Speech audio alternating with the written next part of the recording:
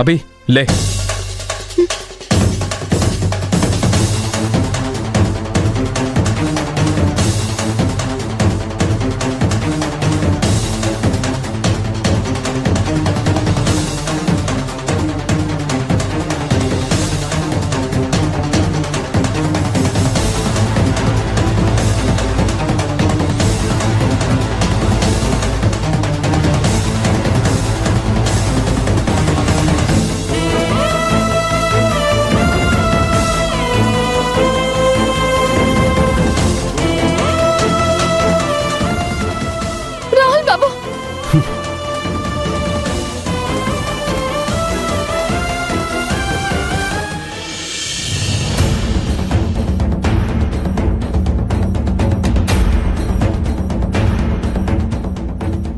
రాహుల్ బాబు, ఎక్కడికి తీసుకెళ్తున్నారు మీరు?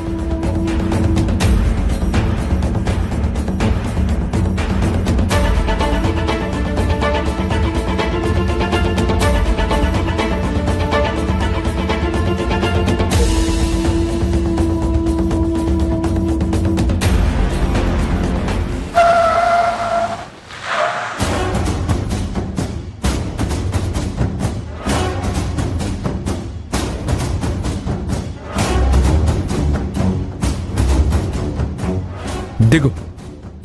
రాహుల్ బాబు, ఏమైందండి? ఎందుకు నన్ను ఇక్కడికి తీసుకొని వచ్చారు? అభి, నేను నిన్ను కొన్ని ప్రశ్నలు అడుగుతాను, వాటికి సమాధానం చెప్తావా? అడగండి. నువ్వు నా ఆస్తి కోసమే కదా నన్ను ట్రాప్ చేసి పెళ్లి చేసుకున్నావు?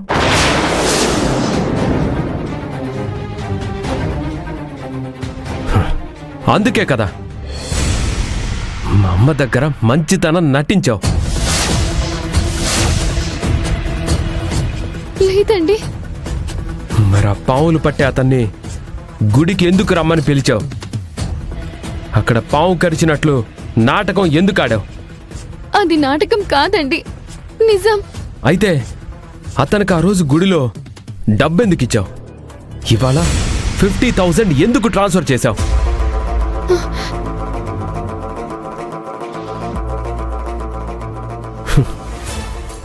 మౌనం సమాధానం కాదభి, చెప్పు. నీ నంబర్ నుంచి కాల్ రాగానే అతను థ్యాంక్స్ చెప్పి మరి సార్కి నిజం చెప్పనని ఎందుకన్నాడు? వీటికి నేను సమాధానం చెప్పలేనండి. కానీ మీరు చెప్పింది నిజం కాదని నిరూపించలేను. నిరూపించలేవు. ఎందుకంటే నువ్వు చేసింది మోసం కాబట్టి, చెప్పినవన్నీ అబద్ధాలు కాబట్టి.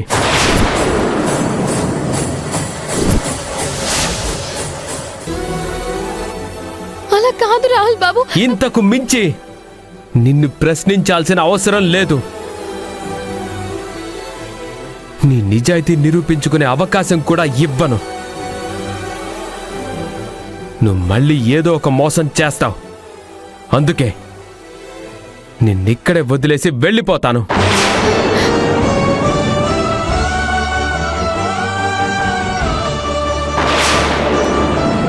ఇంక నువ్వు నా జీవితంలోకి రావాలని ప్రయత్నించకో. అలా కాదు రాహుల్ బాబు. నువ్వు మళ్ళీ నా కుటుంబంలో ఎవరిని కలవడానికి ప్రయత్నించకు. రాహుల్ బాబు, ఇలా చేయకండి. నేను మీ భార్యని. నాకు మీరే సర్వస్వం. నేను మీకు దూరమై బ్రతకలేను. అయితే చచ్చిపో. రాహుల్ బాబు, రాహుల్ బాబు, రాహుల్ బాబు, రాహుల్ బాబు, ప్లీజ్ రాహుల్ బాబు, రాహుల్ బాబు, రాహుల్ బాబు, నా మాట వినండి రాహుల్ బాబు, రాహుల్ బాబు, రాహుల్ బాబు, రాహుల్ బాబు, రాహుల్ బాబు, రాహుల్.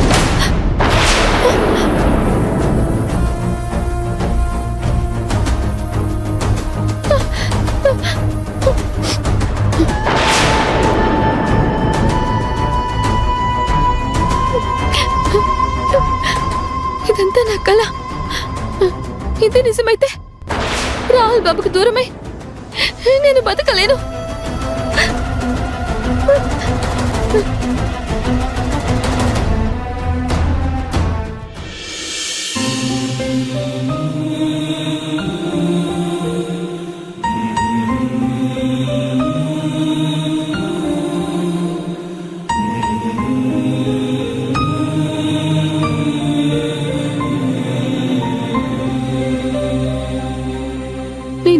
చేయలేదు రాహుల్ బాబు.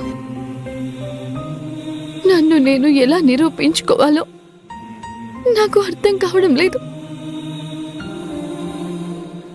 మీరు నన్ను అపార్థం చేసుకున్నారు అనే బాధ కంటే నన్ను ద్వేషిస్తూ మీలో మీరే నలిగిపోతున్నారు అనే బాధ ఎక్కువగా ఉంది.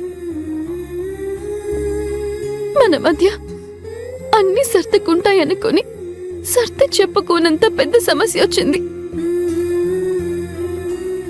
ఎన్ని సమస్యలు వచ్చినా సరే వాటిని ఎదుర్కొని మనం ఎప్పటిలాగే కలిసి ఉండాలండి. మన మధ్య ఏర్పడ్డ అపార్థాలన్నీ తొలగిపోవాలండి. మనం విడిపోకూడదు. దయచేసి మీరు ఈ కుటుంబం నుంచి నన్ను దూరం చేయకండి. ఈ పుట్టినరోజుకి ఇదే నా కోరిక అనుకోండి.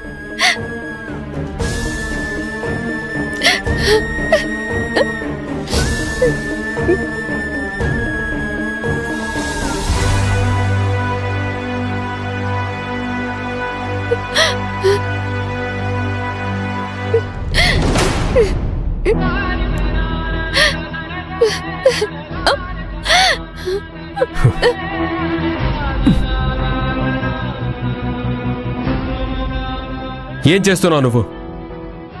నీ ఏడుపుతో మళ్ళీ నువ్వు కొత్త నాటకం స్టార్ట్ చేసావా? చూడు, నువ్విలాంటి మొసలి కన్నీళ్లు ఎన్ని కార్చినా నిన్ను క్షమించేదే లేదు. పదే పదే నీ చేతిలో మోసపోవడానికి నేను ఫూల్ని కాదు. ఇంకోసారి నా గదిలోకి రాకు. పో బయటికి.